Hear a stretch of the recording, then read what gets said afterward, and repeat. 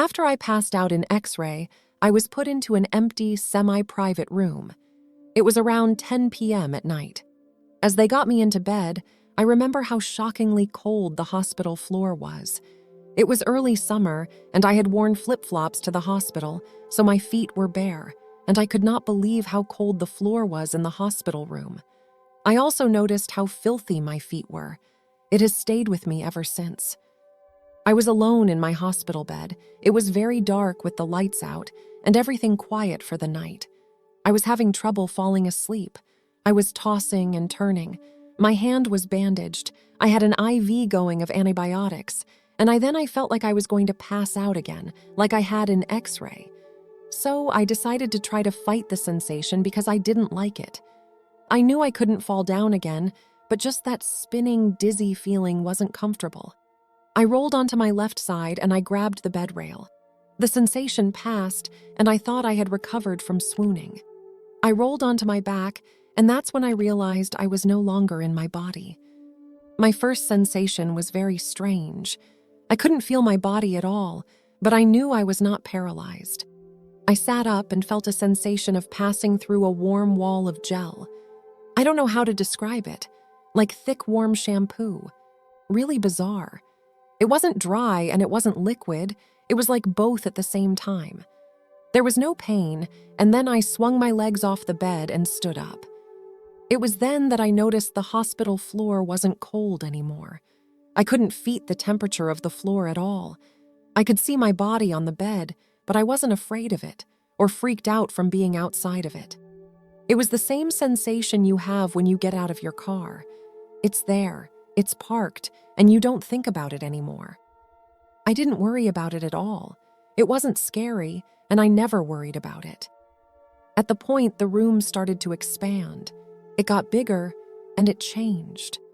The curtain that once hung from the ceiling of my hospital room was not on a rack to my left side and just ahead of me. It was like a time warp had occurred. Suddenly, there was a bright yellow lung machine against the far wall, and the window in the wall had gotten bigger too. It was like a scene from a film in the 1940s, and nothing about that registered with me at the time. It was just all accepted, like this was normal. Nothing I saw was ever alarming or frightening. Now, I was alone in my hospital room, but suddenly there was a man before me. His back was turned to me, and he also had a hospital gown. Thankfully, I could not see the back of it, LOL. He seemed older, around late 60s, and I didn't know him. I never questioned why he was in my room. Then everything went pitch black, the darkest dark ever. I remember never having fear I was suddenly struck blind. I just accepted that everything went dark. I remember putting my hand before my face to see if I could see my hand, and I couldn't. I knew I was still standing up, and I knew I had not traveled out of my hospital room.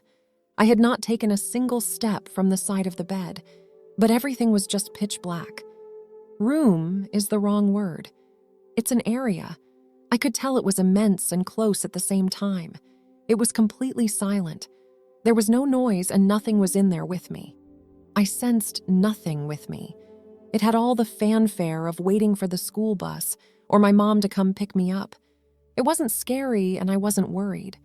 I had a thought to school kids on the playground who used to torment me for not being baptized and telling me I was going to be thrown into a lake of fire for not being baptized like them. I thought, God? And that's when the door appeared. In the dark, a door slightly ajar came open. It was about 500 feet from me, and the instant I thought of going to the door, and instantly I was at that door. As I put my hand to the doorknob, I felt like I was walking into the house where I lived. I had not questioned about why the door was there. It was comfortable and welcoming, and I was home. As I opened the door, the room was solid white. The first thing I noticed was the seam where the floor met the wall, and it just wasn't there. I thought that was very odd. I followed with my eyes, seemingly going to the corner, but there was no sharp edge or corner. And then I started looking up the wall, looking for the seam where the walls meet.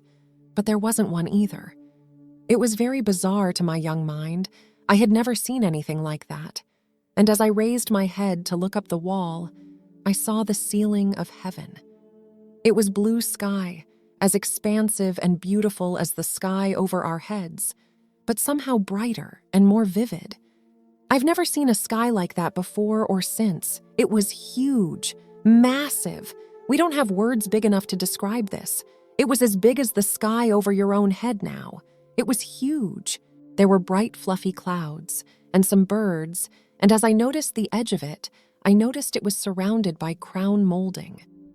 As my eyes followed the beauty of the scrolling, I saw it was supported by a massive beam that had a carousel carving to it. Like the pole that goes through the horse you ride on. Again, no fear, no question of where I was, and I just accepted everything I was seeing and experiencing. I had no clue I was in heaven. At this point is when the male angel showed up. Everything from this point on is telepathic communication. They never spoke in the way we do. This was all in the mind. Every word and nuance, every gesture and feeling I was very aware of. He didn't poof into the room. He did not walk in. He did not fly in. He didn't even have any wings. He was dressed like someone from my neighborhood. He was very handsome. He reminded me of a boy I liked at my school. He was tall and blonde and rugged looking. He had on a red flannel shirt, and I could see the white undershirt peeking out from beneath, and he had on 501 Levi's jeans and black Converse high-top sneakers.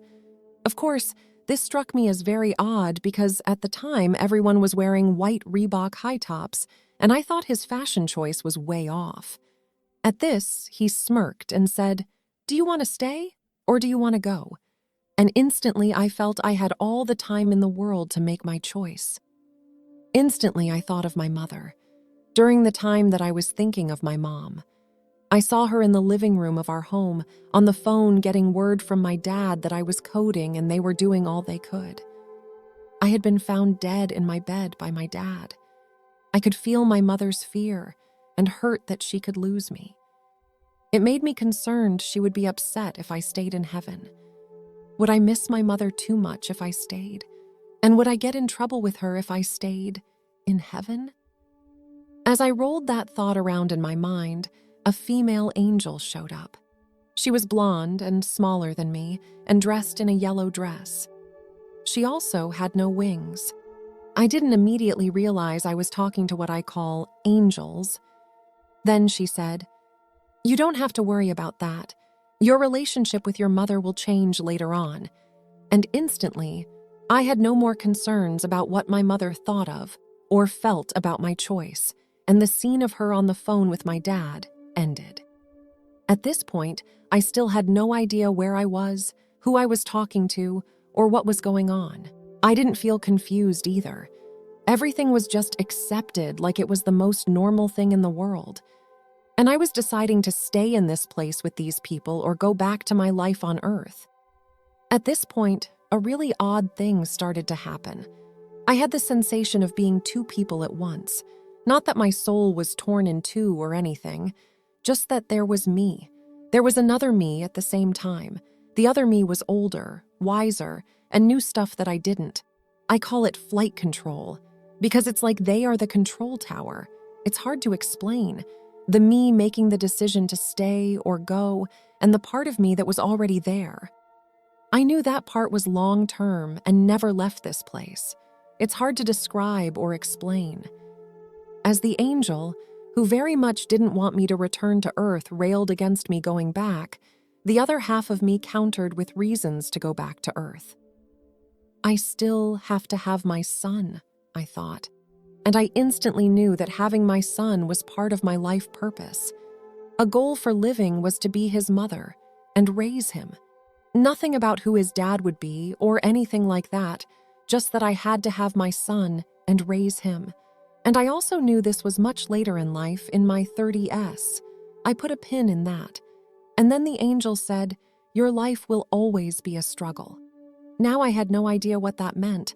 I'm only 17, without a brain in my head, and my first thought/question was for food, shelter, and there was no answer.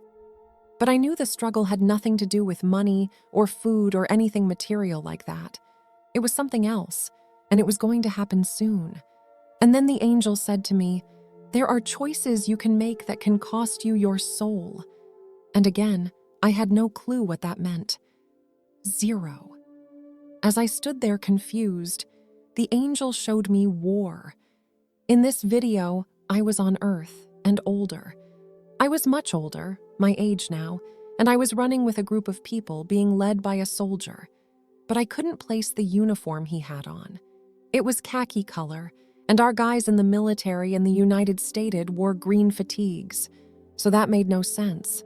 I saw the guy had a rifle and we were all running for safety. I could see the smoke and hear the bullets being fired, and I could see the sandbags and the block walls we were running for. And the soldier had on a square backpack, which reminded me of the soldiers of World War I, but it was very square, not rounded at the corners, so it was confusing. Then the scene ended.